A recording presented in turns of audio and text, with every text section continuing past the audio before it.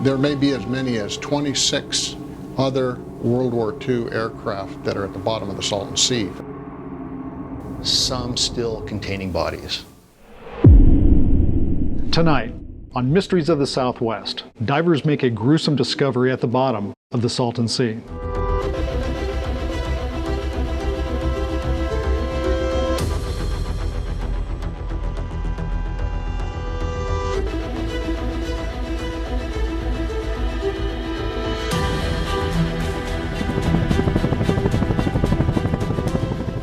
Keep our dates up at altitude. We need immediate support. Roger that. We'll arm while you're in there. Then come back on station.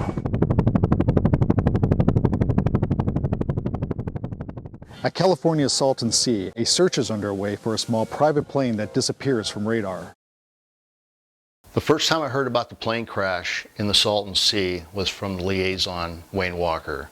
So on Christmas Day, a Piper Cherokee 180 with an elderly couple filed a flight plan and flew from Ramona, California to Shreko Summit. And on their return flight, they disappeared off the radar screen and were reported missing. The radar screen showed that the aircraft made a sudden rapid descent into the Salton Sea. In my experience as a diver, most of my recoveries were people that already passed. If someone drowns in a boating accident, we have to go out and find the boat, and find the victims and recover them. We viewed the images that were provided to us by the Navy of this aircraft, and we finally felt like after many weeks of searching that we were excited about this. Finally, we're going to dive on something that's probably the missing airplane that we're looking for. And so we loaded up all our equipment, and on a weekend, Saturday, we drove down to the Johnson's Landing area to meet with the Imperial County boat operators and the Navy. And we went out to the site of this location to make a dive on the aircraft. 11 o'clock now in the afternoon, we're on the pontoon boat. We're deciding on who's going in the water first, who's going to get suited up first. I took the task. I put on the dry suit. I was ready to go. As I run down the line, going 5 feet, 10 feet, it starts getting darker and darker.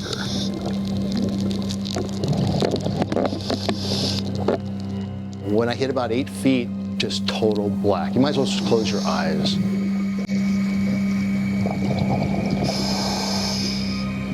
When I hit the bottom, very silty, a lot of potholes. These potholes were made by the tilapia, and it made the terrain very strange. And you can feel that when you close your eyes and you feather your arms across, you can feel it. While I'm using my line and I'm trying to find the location, you come across things like 55-gallon drums, a rowboat with an outboard on it, tree limbs, tree branches, just all sorts of weird things. As I'm crawling and trying to find the next location is when I found the target. One thing for sure, it wasn't a Piper Cherokee. So we were shocked to find out that this was not the Piper Cherokee that we thought it might be. What appeared to be a bomber airplane from World War II.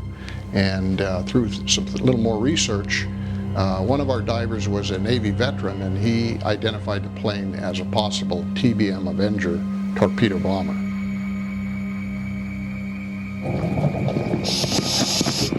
You could just feel your way along there. Everything's intact. It just felt like it was put down there last night. It was just a strange feeling as I would crawl along the fuselage. I was amazed to see the instruments were like brand new. The Navy immediately ordered that all the civilian divers get off the aircraft and that it was a classified situation and that we are not to look for any remains or remove any parts of the aircraft. So we were told to stand down basically at that point.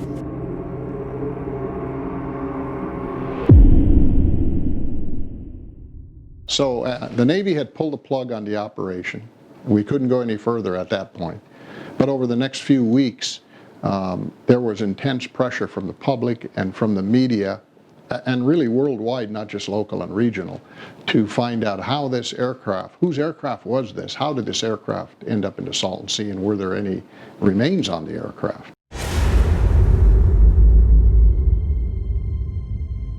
During that investigation, we had numerous other sonar hits and other hits when we were down there.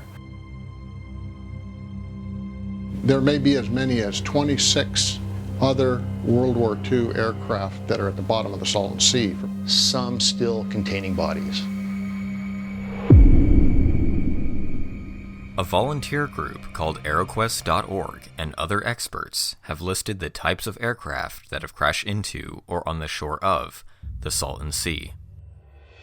10 Grumman Avengers, 4 Grumman F-4 Wildcats, 3 Grumman Hellcats, 3 Curtiss Helldivers, 3 PBY Catalina flying boats, 2 F-4U Corsair fighters, 2 Army Air Corps P-40 Warhawks, a Marine Corps PBJ bomber, a Marine CH-53 Super Stallion helicopter, and a de Havilland C-7 Caribou. You see, the Navy operates differently than other branches of the U.S. military. During wartime, they can practice something called burial at sea. It's considered an ancient and honorable tradition, which might have started when a dedicated sea captain chose to go down with his sinking ship. But you could ask, why does every other branch of the military go to so much effort, sometimes decades later, to repatriate the remains of soldiers that died fighting overseas, while the Navy leaves the remains of their airmen at the bottom of the sea, right here in Southern California?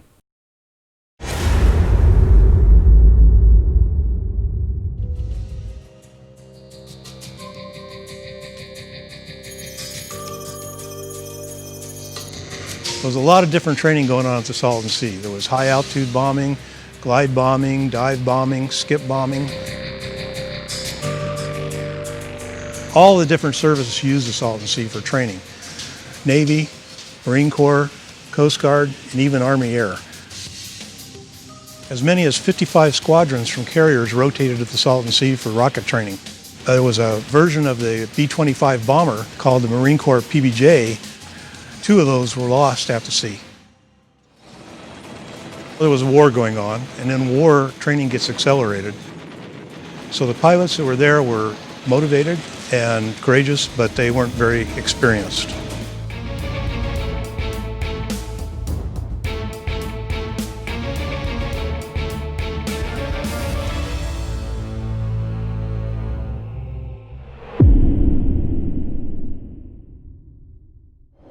Nowhere is the receding waterline more apparent than here, at a place the locals call the Sunken City.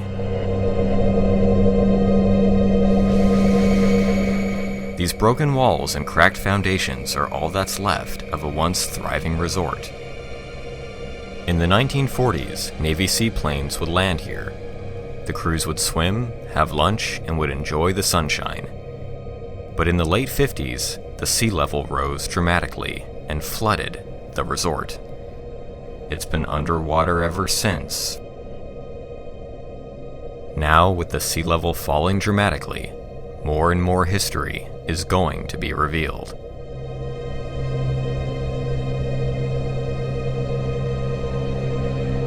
But nearby, there are other twisted relics from World War II that are still visible. Hidden beyond the steep cliffs, at the edge of this vacant landscape, lies the Cane Springs bombing range. There, haphazard piles of rusting 100-pound practice bombs lie forgotten, like the ghosts of an old war. These bombs were dropped by many of the same type of aircraft that are lying on the bottom of the Salton Sea.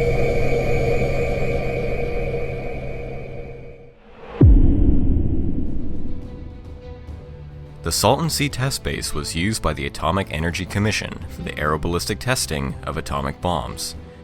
Over a 20-year period, 3,750 unarmed atomic bombs were dropped into the Salton Sea. Most of these test bombs contained no nuclear material. However, in the early 1950s, a Strategic Air Command bomber accidentally released an actual atomic bomb that contained 120 kilograms of uranium. Although it didn't detonate, the bomb was lost, and no indication of its recovery was ever found. Another surprising document revealed that depleted uranium was used as ballast in some of the test bombs that were dropped here. Although depleted uranium emits very low amounts of radioactivity, it's one of the world's most dangerous heavy metals. It can be highly toxic if airborne particles are inhaled. For instance, during a dust storm. As the Salton Sea dries up, thousands of acres of its heavily polluted seafloor will be exposed. As it dries, that seafloor will be swept up into the atmosphere and carried hundreds of miles by the desert's gusty winds.